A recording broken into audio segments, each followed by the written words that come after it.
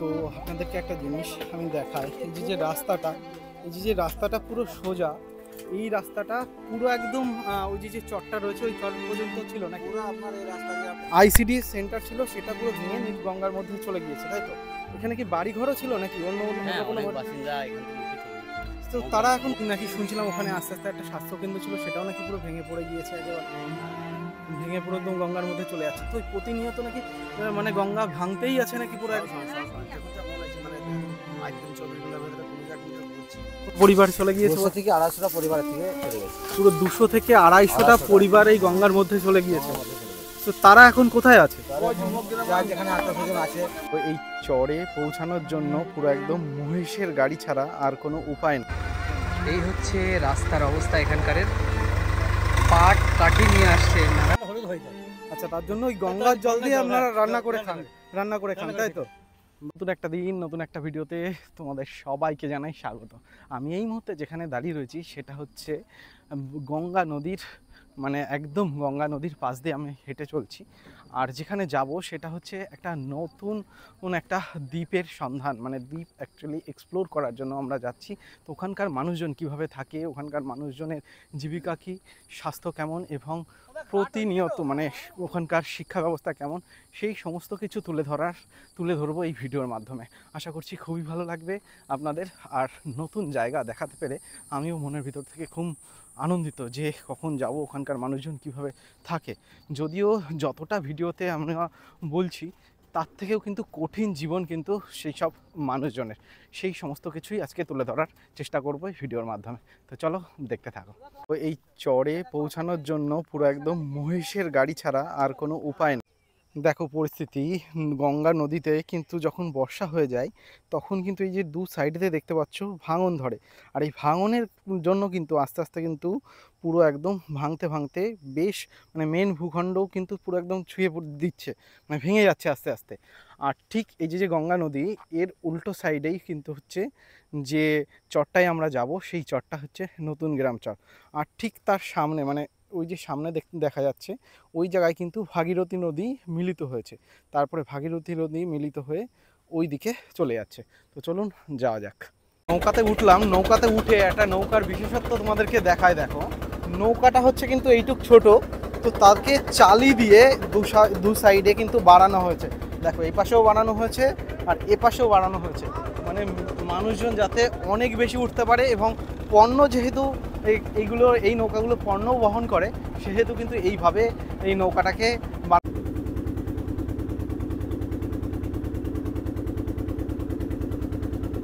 এখানকার পরিস্থিতি তোমরা একবার ভেবে দেখো। এই জায়গাটায় কিন্তু জল ছিল না, তো এই বেশ কিছুদিন ধরে 2-4 দিন ধরে জল হওয়ার পরে এই জায়গাটা কিন্তু পুরো ভরে যায়। আর এই জায়গাটায় কিন্তু হচ্ছে যে নদী পারাপার হতো, সেই নদীর ক্যাশ কাউন্টার ছিল এইটা, তো সেটা কিন্তু এখন জলের তলায়। অবস্থাটা দেখো, এইখানটায় দেখো, এই জায়গাটা হয়তো কোনো দোকান বা কোনো কিছু ছিল, সেই দোকানটা কিন্তু পুরো একদম জলের তলায় এখন। আর আমাদেরকেই মানে লাফ দিয়ে নামতে হবে এই চরে। একদম নেমে গেলাম কিন্তু নতুন গ্রাম চরে। আর এই চরের কিন্তু গ্রামটা আমরা ঘুরিয়ে তোমাদেরকে দেখাবো। তো দেখো এই জায়গাটা একটা বাড়ি রয়েছে, বাড়িটা কি পরিস্থিতি একবার। এই হচ্ছে রাস্তার অবস্থা এখানকার। পাট কাটি নিয়ে আসছে।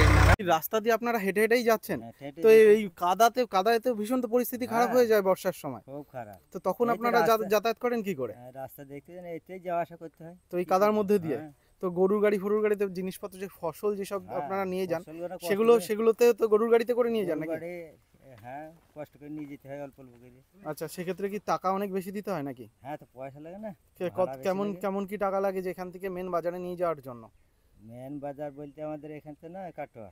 আচ্ছা, কাটোয়া তো কত কিলোমিটার এখান থেকে? কাটোয়া এখান থেকে মনে হয় 10 কিলোমিটার হবে, 10-12 কিলোমিটার, তাই তো? কিলোমিটার হবে। বাপরে বাপ, তো সেটা তো তাও নদীর ওপারে, তাই তো? নদীর ওপারে।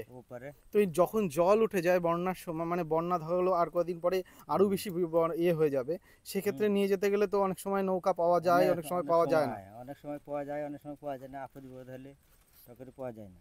তো এখানে কোনো তো হাসপাতাল বা কোনো কিছুই নেই, তো মানুষজনের যদি কোনো পরিস্থিতি খারাপ হয় রাত বেরাত, সেক্ষেত্রে আপনারা কি করে যান? নৌকা কিনে আসতে হবে, এই গঙ্গা দিয়ে নিয়ে যেতে হবে কাটোয়া। সেক্ষেত্রে তো অনেক টাইম অনেক টাইম লাগে। তো মানুষজন এক্ষেত্রে 2 ঘন্টা, আর যদি 1-1.5 ঘন্টা নৌকাওয়ালা লেগে যদি না আসে সেক্ষেত্রে কি হয়? নৌকালা আসবে, হয়তো গ্রামের লোক আছে তাদেরকে ডাকে আসতে হবে। ডেকে তারপরে নিয়ে আসেন, তাই তো? হ্যাঁ, তো সেক্ষেত্রে কি টাকা বেশি নেয় নাকি? পয়সা বেশি নেবে না। পয়সা বেশি নেবে, হ্যাঁ। তাই তো? আচ্ছা যেখানে 100 টাকা যেতে সেখানে 500 টাকা চাবে রাতের আচ্ছা, বেলা। এই রাস্তাতে কোনো লাইট বা কোনো কিছু আছে? লাইট ফাইট লাইট কোনো নেই। কোনো কিছু নেই, তাই তো? এই অন্ধকারের মধ্যে দিয়ে হ্যাঁ। যাতায়াত করতে হয় রাত বেলা। হ্যাঁ, তো সাপের উৎপাত তো আছে নিশ্চয়ই? হ্যাঁ, সাপের হ্যাঁ? উৎপাত মাঠে নেই। সাপের উৎপাত তো বহুত। প্রচন্ড পরিমাণে মনে হয়। বহুত, হ্যাঁ।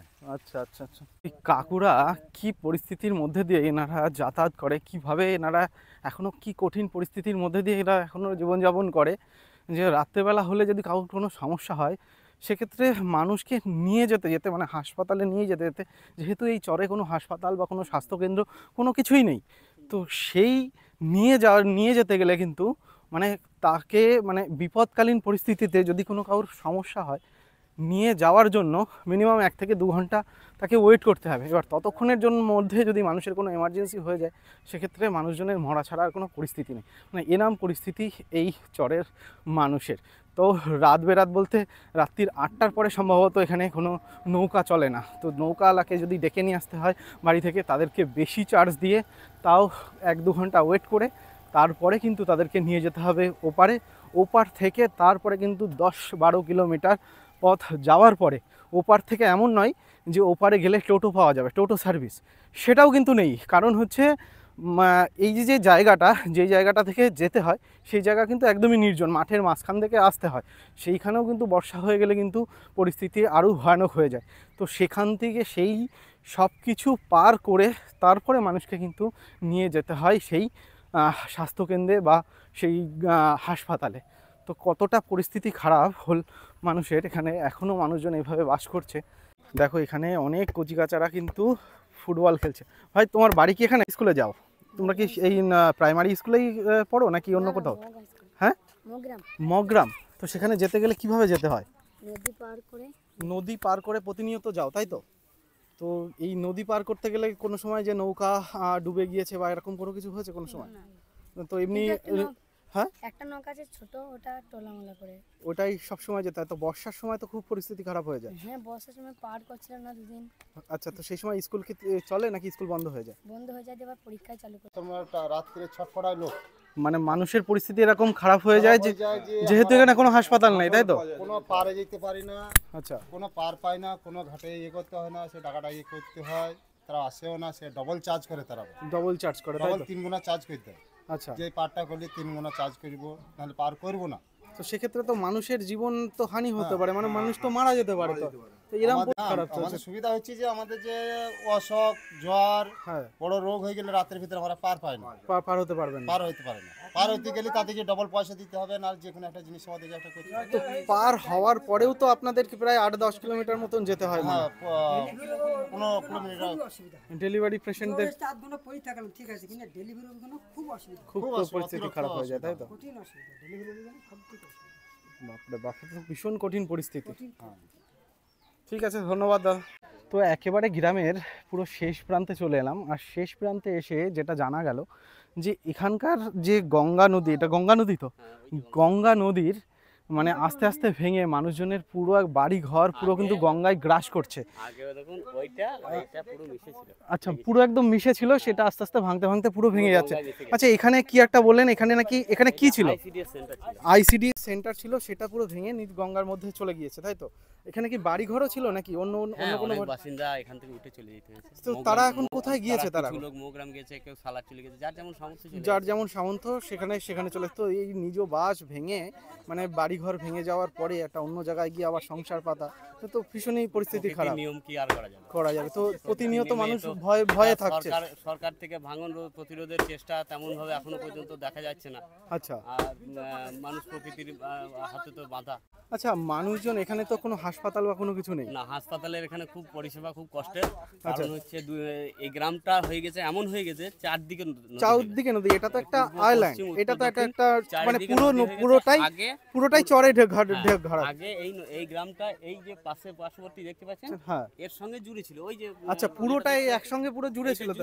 আচ্ছা ওই পাশে আসছে, আচ্ছা ওটা গঙ্গা। তো ওখানেও কি মানুষজন থাকে নাকি? হ্যাঁ ওটাও বাসরা গ্রাম, ওটা নদিয়া জেলা পড়ে যাচ্ছে, আচ্ছা মানে ওই দিকটা মুর্শিদাবাদ। আচ্ছা ওই ওইটা প্লটটা থেকে মুর্শিদাবাদ, ওটাও কি ভাগ হয়ে রয়েছে পুরোটাই চারিদিকে নদীতে ঘেরা? ওইটা চলে যাচ্ছে মুর্শিদাবাদ, একদম বহরমপুর চলে যাচ্ছে, আচ্ছা রামনগর হয়ে বহরমপুর চলে যাচ্ছে ওই নদীটা, ওইটা। আচ্ছা ঠিক আছে, এইদিকে চলে গেছে গঙ্গা, ওই দিকটা বর্ধমান, আচ্ছা। এটা মুর্শিদাবাদ, আচ্ছা। এই দিকটা হচ্ছে নদিয়া।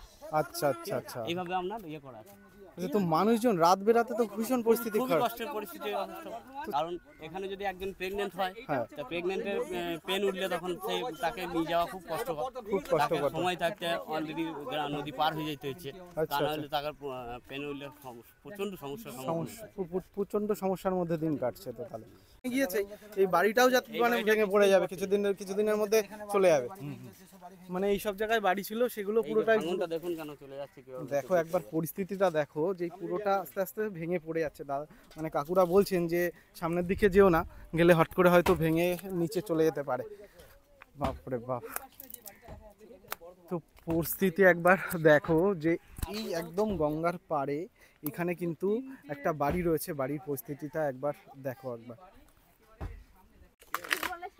তো আপনাদেরকে একটা জিনিস আমি দেখাই, এই যে রাস্তাটা, এই যে রাস্তাটা পুরো সোজা, এই রাস্তাটা পুরো একদম ওই যে চরটা রয়েছে ওই চর পর্যন্ত ছিল নাকি? পুরো আপনার এই রাস্তা দিয়ে আমরা যেতাম আপনার পলাশি। আচ্ছা পলাশি যেতেন তাই তো? মানে পলাশি রোড ছিল আমাদের। আচ্ছা নদিয়া যেতেন তাই? আচ্ছা এই পুরোটা একসঙ্গে মিলিত ছিল তাই তো? মিলিত ছিল। এটা কতদিনের মধ্যে ভেঙে গিয়েছে? ভেঙেছে আমফান ঝড়ে। আচ্ছা আমফান ঝড়ের আমফান পরের ঝড়ে থেকে পুরোটা বাবলা পুরো নদী, ভেঙে একদম হ্যাঁ, বিচ্ছিন্ন হয়ে গিয়েছে। বাবলা নদী ভারতী গঙ্গা আমফান ঝড়ে মিলিত হয়েছে। পুরোটা এই জায়গাটা জমি ছিল তাই তো? আচ্ছা তো এই কতদিনের মধ্যে ভেঙে চড়ে পড়েছে এগুলো পুরো? 10 বছর। আর রিসেন্টলি মনে হয় বেশি ভাঙছে নাকি? বেশি ভেঙে পুরো একদম নষ্ট হয়ে যাচ্ছে। আপনার এটা পুরাটাই জমি ছিল, ঠিক আছে, আর আপনার ওই বাড়ি ছিল, ঠিক আছে। মানে ওই যে বাড়িটা দেখা যাচ্ছে এই পুরো গঙ্গাটাই পুরো বাড়ি ছিল? এটা সব বাড়ি ছিল, গঙ্গা ছিল আপনার ওই যে ঝড় দেখা গেছে না, ওই হ্যাঁ। ঝড়ের গায়ে গায়ে গঙ্গা ছিল। আচ্ছা এটা ভাঙতে ভাঙতে ভাঙতে ভাঙতে পুরো এতদূর আসছে আজকে। আরে বাপ রে, মানে রিসেন্ট তার মানে পুরো একদম ভেঙে এই এর মধ্যে চপ চলে গিয়েছে গঙ্গার মধ্যে তাই তো? আর আপনার ওইটাও রাস্তা ছিল, ওইটা আমফান ঝড় আচ্ছা হলো না, এইটা রাস্তা ছিল তাই তো? ওইটা রাস্তা ছিল। মানে আমফান ঝড়ের সময় এটা পুরো ওইটা আমফান ঝড়ের সময় ওইটা গঙ্গা নদী মিলন হয়ে গেছে। ভীষণ তো কঠিন পরিস্থিতি। আর বাবলা নদী আর হ্যাঁ। ভাগীরথী গঙ্গা মিলন হয়েছে। তো আমি যেখানে দাঁড়িয়ে রয়েছি এই মুহূর্তে, যেখানে দাঁড়িয়ে রয়েছি সেটা হচ্ছে বর্ধমানের মধ্যে। আর আপনাদেরকে একটা জিনিস দেখাই, এই সাইডটা চলে গেলে হচ্ছে মুর্শিদাবাদ আর এই সাইডটা হচ্ছে নদিয়া। মানে 3টে জেলার কিন্তু মাঝখান পয়েন্ট কিন্তু এটা হচ্ছে জায়গাটা। তো এখানকার আর ভৌগোলিক পরিবেশটা তোমরা একবার বুঝতে পারছো যে এখানকার ভৌগোলিক পরিবেশটা কেমন। তো এখানকার ভৌগোলিক পরিবেশ মানে প্রাকৃতিক সৌন্দর্য যতটাই সুন্দর ততটাই কিন্তু কঠিন এখানকার মানুষের পরিস্থিতি। কারণ হচ্ছে তোমাদের সামনে সচক্ষে তোমাদেরকে দেখিয়েছি যে এখানকার মানুষজন প্রতিনিয়ত আর্তনাদ। তারা হয়তো মানে বুঝতে পারছে না যে আজকে রাত্রেবেলা আমরা ঘুমাচ্ছি, কালকে সকাল হলে আমরা আদেও সুস্থ থাকবো কিংবা নদীর গঙ্গার ভিতরে চলে যাব কি না। সে এই প্রতিনিয়ত এই প্রত্যেকটা রাত তাদেরকে কুড়ে কুড়ে খাটছে কিন্তু ভয়ে এবং আর্তনাদে। তো এখান থেকে যদি ভেঙে যায় তো তারা কোথায় যে পরিস্থিতিতে দাঁড়াবে, তো সেটাই এখন এখানকার মানুষজনের ভাবার বিষয়, মানে গা শিহরণ করার মতন বিষয়। তো ভালো আছেন? আপনাদের এই পরিস্থিতি তো এই নদীতে তো একদম প্রতিনিয়ত তো ভেঙে পড়ে যাচ্ছে না? হ্যাঁ দেখো পরিস্থিতি। হ্যাঁ ভিতরে বাড়ি ছিল, ওই বাড়ির জায়গা কিনতে আমরা আমাদের মাছা খাই। আপনাদের পুরো কোনো জায়গায় পড়ছে, তো এরকম চলতে থাকলে তো আস্তে আস্তে পুরো আপনাদের জমিও তো একদম পুরো পড়ে ভেঙে পড়ে যাবে। আমাদের তো পাল্লাইতে হবে। এবার আপনারা তাই এরকম পড়ে গেলে সেই সময় আপনারা কোথায় যাবেন? আপনারা কোথায় আমার আল্লাহ যখন নিয়ে যাবো সে যাবো। বাপরে বাপ, এর ভীষণ তো কঠিন পরিস্থিতি আপনার। এখান থেকে খাঁচা ফেলতে ছিল, তখন যদি সে কোথায় চলে গেল যাই একটা ব্যবস্থা হইতো। আচ্ছা সেটা লেগে তো এই পার বাঁধানোর জন্য কোনো মানুষজন আসছে না বা কোনো সরকার থেকে কোনো ব্যবস্থা নিচ্ছে না? খাঁচাটা একবার এই গেলে খাঁচা ফেলে দিই, কি হইলো না হইলো অত তদন্তে আমরা থাকিনি, চাষি মানুষ। আপনারা কি চাষবাস করেন নাকি? চাষ করি। আপনারা কোথায় চাষবাস করেন, মানে কোথায় জমি আছে? কোনো আপনার নিজস্ব জমি আছে নাকি? 3 দাগ জমি গঙ্গা ভেঙেছে, আর গঙ্গার ওপারে বিঘি খানিক জায়গা। আচ্ছা ওই কোনো সবজি মবজি লাগিয়ে খায়। আচ্ছা আচ্ছা আচ্ছা আচ্ছা, তো আপনাদের এখানে আস্তে আস্তে শুনলাম কোনো হাসপাতাল বা কোনো কিছু নেই, তো রাত বেরাত যদি না। সমস্যা হয় তাহলে কোথায় যান আপনারা? আধবেলা সমস্যা হইলে সে আল্লাহরাই পড়ে থাকে, যদি নৌকা দুনি পায় তাহলে নৌকা যদি পায় তবেই ভালো, তাহলে ওই মোগরাম যেখানে হয়তো যদি কাঁগাই জ্বর দরকার হয় কাঁগাই, বহরমপুর জ্বর হয় বহরমপুর, বর্ধমান জ্বর হয়, কাটোয়া জ্বর হয়। তো রাত বেরাতে কি করে যান আপনারা? তো নৌকা পার হতে হয় তো। নৌকা পারে তো আজ বেরোতে আজ বেরোতে যাই তো সে গাড়িও পাবো না। আচ্ছা, গাড়িও তো পাবেন না, সেক্ষেত্রে তো না। প্রায় নদীর ওপার থেকে প্রায় সারা রাত হয় যদি কত কিলোমিটার পর্যন্ত মোটামুটি যেতে হয়? মানে ওই যে হ্যাঁ হ্যাঁ, সে মানে হাসপাতালে যেতে গেলে কত কিলোমিটার যেতে হয়? হাসপাতালে কাটোয়া এখন আমাদের এখান থেকে প্রায় 10-12 কিলোমিটার নাকি? কাটোয়া অনেক দূর তো, এখান থেকে 4.5 কোর্স 4 কোর্স আসতে বাচ্চা কাচ্চা কোনো এখানে আপনাদের বাচ্চা কাচ্চা স্কুলে পড়ে, পড়াশোনা করে? পড়া করে ওই কোন কোন ক্লাসে পড়ো তুমি? বল। হ্যাঁ, 2 এ পড়ো। তো তুমি স্কুলে কোন স্কুলে যাও? এই গ্রামে স্কুল আছে তাই তো? হ্যাঁ, গ্রামে আছে। বাপরে বাপ। বসেন বসেন। তো এই চাষের যেসব ফসল, সেসব ফসল আপনারা কোথায় বিক্রি করেন? ফসল ধরুন পেটে না খাইতে পেলে পয়সা দরকার হলে চাষ করতে গেলে তো সার লাগবে, তেল লাগবে, সেচ লাগবে, হ্যাঁ জানেন না? হ্যাঁ, আমরা বিক্রি করি কাটোয়াতেই যাই আমাদের। আচ্ছা, কাটোয়াতে যায়। হ্যাঁ হ্যাঁ, এখানকার লোকে নিয়ে যায়। আচ্ছা, এখানকার লোকে নিয়ে যায় তাই তো? হ্যাঁ হ্যাঁ তো নিয়ে যেতে গেলে তো অনেক খরচ পড়ে নিশ্চয়ই। হ্যাঁ, সেরকম দাম কম দেয়। দাম কম দেয় তখন, তাই তো? বাপরে বাপ, তো ভীষণ পরিস্থিতি। এটা কি আপনাদের মানে শোয়ার ঘর এটাই? হ্যাঁ, ওই ভেতর বাড়ি ভেঙে যদি এটা কিনে এই ডাঙ্গা ফেঙে আচ্ছা, তো এই পুরো পুরো একদম মাটির ঘর তাই তো? যাক, একবার দেখো, পুরো একদম পুরো মাটির ঘর আর পুরো একদম এই খড়ের চাল। আর এখানে কি ধান রাখেন নাকি? হ্যাঁ, দেখি অবস্থাটা। এখানে কি রান্না বান্না করেন নাকি? তো এইখানে রান্না বান্না এখানটাই করা হয়। আর দেখো, এইখানে একটা ঘর ছিল যেটা কিন্তু আস্তে আস্তে পুরো একদম ভেঙে পড়ে গিয়েছে। আর মানে এই সামনেই তো একদম গঙ্গা তো আস্তে আস্তে কিছুদিন হলেই তো একদম একদম নদী। এটা কি বর্ধমানের মধ্যে পড়ে নাকি? এটা কি বর্ধমানের মধ্যে পড়ে নাকি? হ্যাঁ, এটা বর্ধমানের মধ্যে পড়ে। আর ওই সাইডটা কি আছে? ওই সাইডটা পূর্ব সাইডটা ভাগীরথী গঙ্গার পূর্ব সাইডটা হয়েছে নদিয়া, ওটা নদিয়ার মধ্যে, আর এটা বর্ধমানের মধ্যে তাই তো? আর উত্তরে মুর্শিদাবাদ। উত্তরে মুর্শিদাবাদ, মানে আপনারা পুরো একদম মাঝখানটাতে আছেন। আর মানে শেষ টোনানো জালের শিকটি কোনা থাকে, সেই জালের মতো নেই ভাবে চলে আসছে। আচ্ছা আচ্ছা আচ্ছা আচ্ছা, মানে চারিদিকটাই আপনাদের পুরো জলে ঘেরা। মাছ ধরা দেখেছেন সেই হ্যাঁ। টোনার মতন থাকে না, হ্যাঁ। সে মানে এটা টোন না আর কি, সে মানে এটা শেষ সীমানা, ও আচ্ছা। বর্ধমান শেষ সীমানা। বাপরে। তো তোমরা দেখতে পারলে এখানে মানুষজন কিভাবে কঠিন পরিস্থিতিতে জীবন কাটাচ্ছে। কারণ এখানকার তোমরা কিছুটা শুনলে যে এখানকার মানুষজন কিভাবে তাদের গ্রাস করছে গঙ্গা নদী। কারণ গঙ্গা নদীতে এনারা বুঝতে পারছেন না যে আজকালকের সকালটা কিভাবে হবে। কারণ প্রতিনিয়ত কিন্তু দুদিনের মধ্যে এই গঙ্গা পুরো গ্রাস করে নিয়েছে এক এক করে। তো এনাদের একটাই আর্তনাদ প্রত্যেকটা মানুষের মুখে যে কখন আজকে রাত্রেবেলা ঘুমাচ্ছি, কালকে সকালবেলা হলে হয়তো গঙ্গার মধ্যে তলিয়ে যেতে পারে বাড়িঘর। তো মানুষজনের বাড়িঘর যদি ভেঙে যায়, নিজস্ব বাড়িঘর, সেক্ষেত্রে মানুষজন কিভাবে পরিস্থিতিতে কাটায়। তো একবার এখানকার মানুষের যে কি কঠিন পরিস্থিতিতে কাটাচ্ছে সেটা এখানকার না আসলে তাহলে হয়তো বোঝা যাবে না। তো এই বাচ্চাগুলো দেখছো, এই পুচকে বাচ্চাগুলো, তো আমরা ভিডিও করতে এসে এখানকার মানুষজনের যা পরিস্থিতি সেটা দেখে আমাদের সাধ্য মতন হয়তো তেমন কিছু করতে পারলাম না, কিন্তু সরকারের কাছে দৃষ্টি আকর্ষণ করছি যাতে ইমিডিয়েটলি এই যে জায়গাটা, এই জায়গাটা যদি বাঁধিয়ে দেওয়া হয় তাহলে হয়তো এখানকার মানুষজনরা বাঁচবে। আর এই বাচ্চা কাচ্চাদের জন্য আমরা সামান্য কিছু টাকা তুলে ধরেছি এখানকার বাচ্চা কাচ্চা যাতে একটু লজেন্স বা কোনো কিছু খেয়ে নেয়। তো তোমরা ভালো থাকবে কিন্তু একদম, ঠিক আছে? তোমার কাছে কিন্তু দায়িত্ব দেওয়া থাকলো, সবাইকে মিলেমিশে কিন্তু সবাই একসঙ্গে দোকানে গিয়ে কিছু কিনে খাবে, ঠিক আছে? তুমি কোন ক্লাসে পড়ো? 4-এ পড়ো। তো তোমার নাম কি? বাহ, খুব সুন্দর নাম। তা ভালো থাকবে কিন্তু। কাকু ভালো আছেন? কোথায় যাচ্ছেন? এই তো গঙ্গা যেতে চান করতে জল আনতে। মানে এই জল দিয়ে কি মানে খাওয়া দাওয়া হবে নাকি? আবার প্লাস আবার তরকারি রান্না, কিন্তু আমাদের কলের জলে কোনো ভাত রান্না হয় না, তো লাল হয়ে যায়, হলুদ হয়ে যায়। আচ্ছা, তার জন্য ওই গঙ্গার জল দিয়ে আপনারা রান্না করে খান তাই তো? বাপরে বাপ। তুই এই গঙ্গার জল দিয়ে এনারা কিন্তু এখানে কিন্তু এই জলের পরিস্থিতিও তো খুবই খারাপ। খুবই খারাপ, জল পড়ে তো করবে। মানে জল কি জল হলদে হয়ে যাচ্ছে, জল যদি খাই আমাদের জলের জল কলের জল দিয়ে থিয়ে দেন হলুদ হয়ে যাবে, পুরো হলুদ হয়ে যাবে এরকম পরিস্থিতি।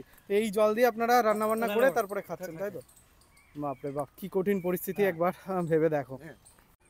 তো এই ভিডিওর মধ্যে তোমাদেরকে একটা জিনিস দেখানোর ছিল যেটা হচ্ছে এখানকার মানুষজনের পরিস্থিতি, এটা তুলে ধরার চেষ্টা করেছি। তো এখানকার মানুষের একটাই মাত্র পরিস্থিতি, সেটা হচ্ছে গঙ্গার চর।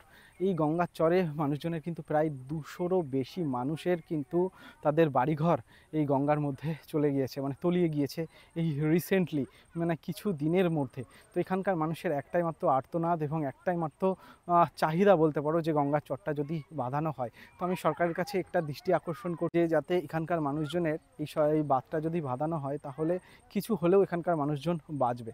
তো দেখা হচ্ছে নেক্সট কোনো জায়গায়, নেক্সট কোনো ভিডিওতে। তো যদি এরকম কোনো জায়গা বা এরকম কোনো চর বা এরকম দুর্গম পরিস্থিতি কোনো জায়গা থাকে তাহলে অবশ্যই কমেন্টসের মধ্যে জানাতে আপনারা ভুলবেন না, যাতে আমরা গিয়ে সেই জায়গাটা এক্সপ্লোর করতে পারি এবং মানে চেষ্টা করব যাতে সেখানে গিয়ে সেই গ্রামটা বা সেই জায়গাটা এক্সপ্লোর করার। তো দেখা হচ্ছে নেক্সট কোনো জায়গায়, নেক্সট কোনো ভিডিওতে। ততক্ষণের জন্য তোমরা সবাই ভালো থেকো, সুস্থ থেকো, টাটা, গুড বাই।